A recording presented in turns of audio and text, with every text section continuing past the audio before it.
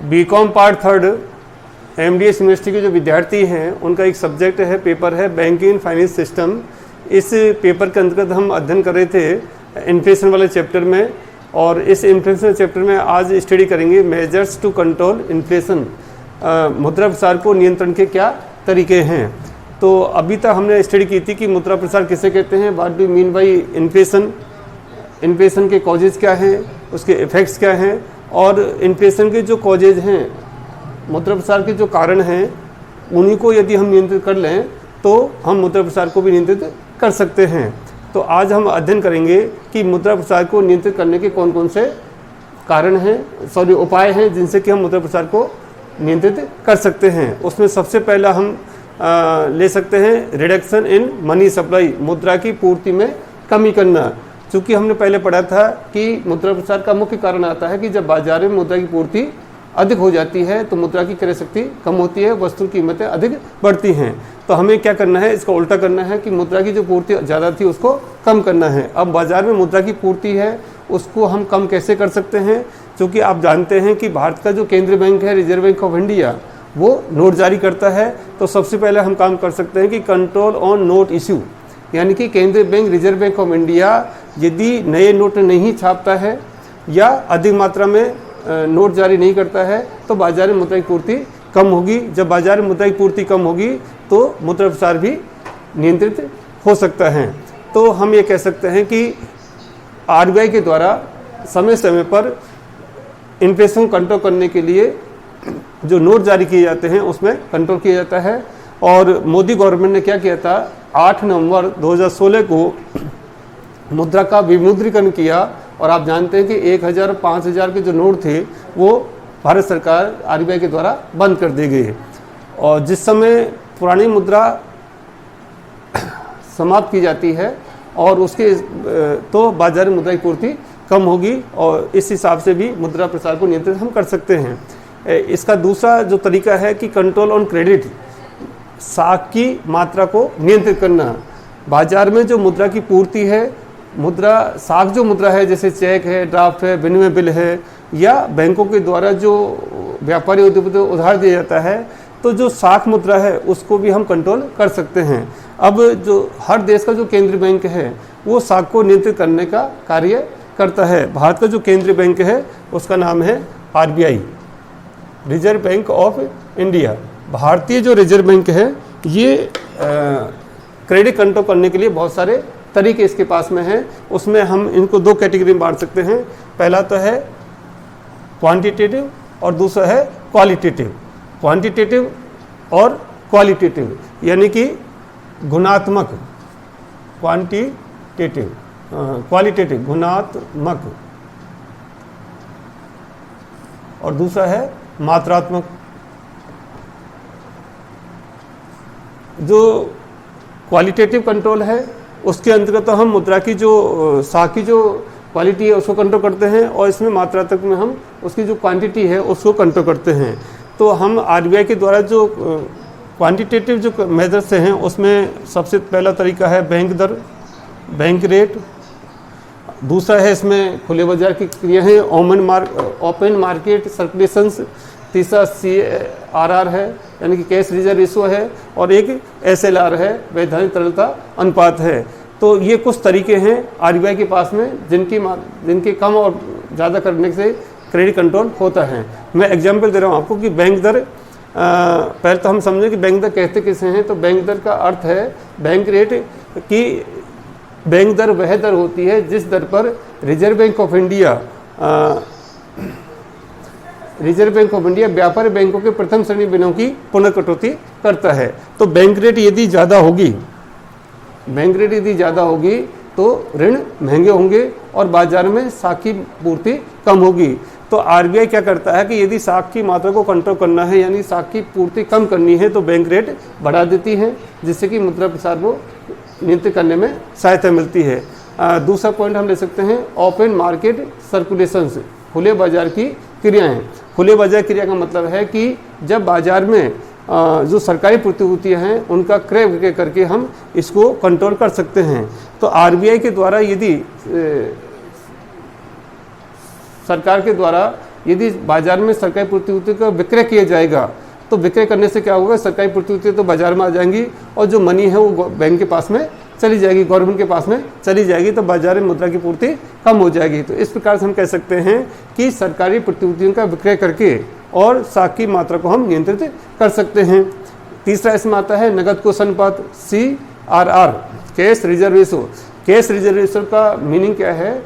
Cash reserve का मतलब है कि सभी जो बैंक हैं उनकी जो टोटल डिपॉजिट है उसका एक निश्चित परसेंटेज सभी बैंकों को RBI के पास में जमा रखना पड़ता है।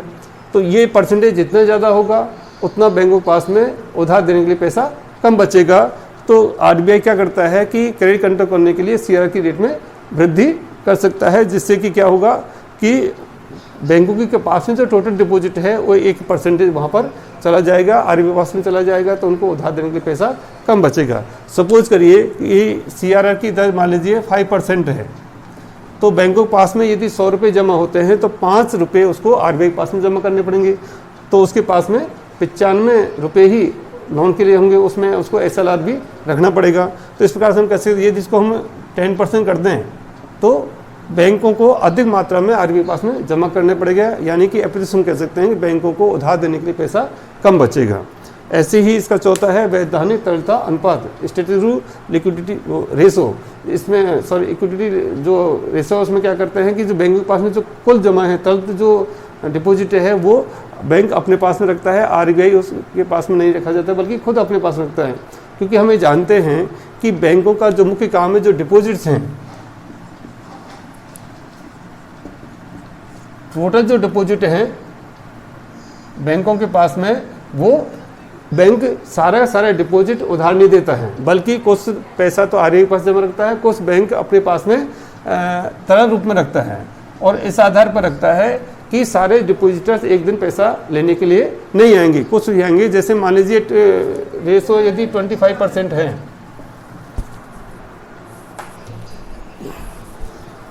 25% है, तो इसका मतलब क्या कि 100 रुपये में से 25 रुपये बैंक अपने पास में रखता है और बाकी का पैसा सामान्य जनता को या उद्योगपति व्यापारी उधार दे सकता है।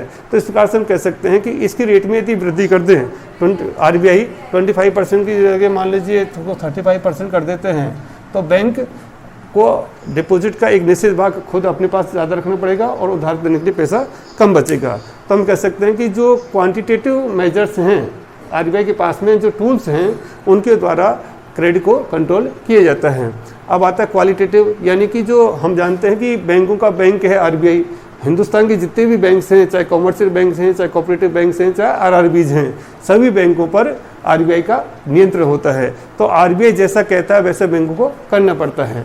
RBI यदि सीधी कार्रवाई कर सकता है या मानदेय साख का राशनिंग कर सकता है या मार्जिन ऑफ सेफ्टी जो है वो भी रख सकता है कि रिजर्व बैंक तय करता है कि किस सेक्टर्स के लिए हमें उधार देना है, कम देना है, कितनी मात्रा में देना है।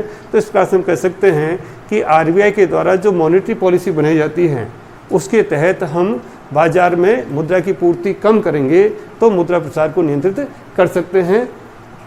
तो इस प्रकार से RBI के पास में बहुत सारे टूल्स हैं जिनके माध्यम से हम मनी की सप्लाई को नियंत्रित कर सकते हैं।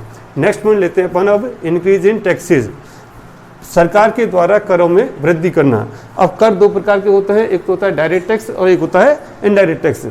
चाहे वो डायरेक्ट टैक्स है चाहे इनडायरेक्ट टैक्स है, गवर्नमेंट यदि टैक्स की दरों में वृद्धि करेगी तो कर के रूप में सामान्य जनता से, उद्योगपतियों से, व्यापारियों से पैसा जो मनी है वो गवर्नमेंट के पास में चली जाएगी और बाजार में उतनी ही मुद्रा की पूर्ति कम हो जाएगी। उससे बाजार में मनी की सप्लाई कम होगी और मुद्रा प्रसार भी नहीं होगा।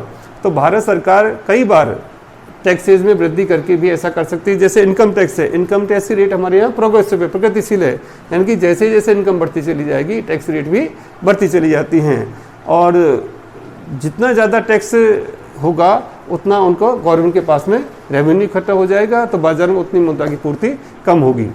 नेक्स्ट पॉइंट ले सकते अपन इंक्रीज इन पब्लिक डेट्स, सार्वजनिक ऋणों में वृद्धि। सरकार अपने खर्चे चलाने करने के लिए टैक्सेस से भी यदि इनकम कम पड़ती है तो हम सामान्य जनता से ऋण लेकर के और गवर्नमेंट अपने खर्चे को मीट आउट करती है। तो सरकार के द्वारा यदि सामान्य जनता से या बाजार से ज़्यादा ऋण लिए जाएंगे तो बाजार में मुद्रा की पूर्ति कम हो जाएगी और मनी इन्फ्लेशन को हम कंट्रोल कर सकते हैं। तो इस प्रकार से हम कह सकते हैं कि सरकार के द्वारा यदि सार्वजनिक ऋणों में वृद्धि की जाती है तो उससे भी मुद्रा प्रसार को नियंत्रित करने में सहायता मिलती है। नेक्स्ट पॉइंट हम ले सकते हैं एनकरेजमेंट ऑफ सेविंग्स, बचतों को बढ़ावा देना। बचतों को बढ़ावा देने से क्या होगा कि व्यक्ति के पास की जो इनकम है उस इनकम का कुछ हिस्सा वो सेविंग के रूप में यदि जमा करा देंगे बैंकों में या पोस्ट ऑफिस में या अन्य किसी सार्वजनिक फाइनेंशियल इंस्टीट्यूशन में, तो बाजार में मुद्रा की पूर्ति कम होगी। और सेविंग यदि ज़्यादा होगी तो व्यक्ति उपभोग कम करेगा। जैसे मान लीजिए बैंक ने पोस्ट ऑफिस में जो एफडी की रेट्स हैं या जो जमा की ब्याज दर हैं वो बढ़ा दी, तो लोग क्या करेंगे कि बैंकों में या पोस्ट ऑफिस में ज़्यादा पैसा जमा कराना शुरू कर देंगे, तो वो खर्चों के लिए कम राशि बचेगी, बाजार मुद्रा की पूर्ति कम होगी और इन्फ्लेशन को हम कंट्रोल कर सकते हैं। तो भारत सरकार सेविंग्स को बढ़ावा करने के लिए हम क्या कर सकते हैं कि बैंक या पोस्ट ऑफिस में जो एफडी की रेट्स हैं, रेट ऑफ इंटरेस्ट हैं, उनको हम वृद्धि कर दें, उससे भी बचतों को प्रोत्साहन मिल सकता है। नेक्स्ट में ले सकते हैं अपन रिडक्शन इन गवर्नमेंट एक्सपेंडिचर्स, यानी कि सरकारी जो खर्चे हैं उसमें कमी करना। अब सरकारी खर्चे जो विशेष रूप से जो अनप्रोडक्टिव एक्सपेंसेस हैं उनको यदि हम कम करेंगे तो बाजार में मुद्रा की पूर्ति कम होगी, और बाजार में मुद्रा की पूर्ति कम होने से क्या होगा कि इन्फ्लेशन को भी नियंत्रित कर सकते हैं। अब सरकार अनप्रोडक्टिव एक्सपेंसेस, चूँकि लोक कल्याणकारी राज्य है, इसमें खर्चों में कटौती करना एक बड़ा कठिन कार्य होता है, लेकिन एक सुझाव के रूप में हम कह सकते हैं कि सरकार के द्वारा यदि जो सार्वजनिक खर्च हैं, सरकारी जो खर्चे हैं उसमें मितव्ययता बढ़ती जाए, कम किए जाएं, तो निश्चित रूप से बाजारी मुद्रा की पूर्ति कम होगी और मनी इन्फ्लेशन कंट्रोल कर सकते हैं। नेक्स्ट आता है इंक्रीज इन प्रोडक्शन, उत्पादन में वृद्धि। अब उत्पादन में वृद्धि करने से क्या होगा कि वस्तुओं की पूर्ति अधिक होगी, और वस्तुओं की पूर्ति अधिक होने से वस्तुएं सस्ती होंगी, जो महंगाई बढ़ रही थी उसको हम कंट्रोल कर सकते हैं। अब प्रोडक्शन को हम इंक्रीज कैसे करें? आप नई नई इंडस्ट्रीज खोल सकते हैं, विदेशी जो बहुराष्ट्रीय कंपनी हैं उनको आप देश में आमंत्रित कर सकते हैं। इंडस्ट्रियल आउटपुट को बढ़ाने के लिए आपकी जो प्रोडक्शन कैपेसिटी है उसको आप बढ़ा सकते हैं, और प्रोडक्शन कैपेसिटी बढ़ाने के लिए आप जो मॉडर्न टेक्नोलॉजी है, आधुनिक जो तकनीक है उसका विकास कर सकते हैं। यानी कि भारत में जो एग्रीकल्चर सेक्टर्स हैं, जैसे पहले हम गेहूं का आयात करते थे, लेकिन ग्रीन रेवोल्यूशन के बाद में हम गेहूं का आयात नहीं करते हैं, अब हमारे देश में ही गेहूं के बफर स्टॉक हैं। तो हम ये कह सकते हैं कि यूज ऑफ मॉडर्न टेक्नोलॉजी, आधुनिक जो तकनीक है उसका प्रयोग करके उत्पादन में बढ़ा सकते हैं। प्रोडक्शन जो कैपेसिटी है, प्रोडक्टिविटी है, उसको बढ़ा करके, और हम देश में वस्तुओं का उत्पादन यदि हम ज़्यादा करेंगे तो निश्चित रूप से वस्तुओं की पूर्ति ज़्यादा होगी, और मांग की तुलना में यदि वस्तुओं की पूर्ति ज़्यादा होगी तो वस्तुएं सस्ती होंगी। इससे भी हम मुद्रा प्रसार को नियंत्रित कर सकते हैं। नेक्स्ट पॉइंट आता है import of goods and control on exports, यानी कि आयातों, माल का आयात करना और निर्यातों को नियंत्रित करना। हम जानते हैं कि आयात का मतलब होता है विदेशों से वस्तुएं भारत में मंगाई जाती हैं, और एक्सपोर्ट का मतलब है कि जब वस्तुओं को हम विदेशों को बेचें तो वो एक्सपोर्ट कहलाती हैं। विदेशों से यदि वस्तुओं का इंपोर्ट ज़्यादा किया जाएगा तो राष्ट्र में उन वस्तुओं की पूर्ति बढ़ जाएगी। वस्तु की पूर्ति बढ़ने से क्या होगा कि उनकी जो प्राइस लेवल है वो कम होगा, और मुद्रा प्रसार को हम नियंत्रित कर सकते हैं।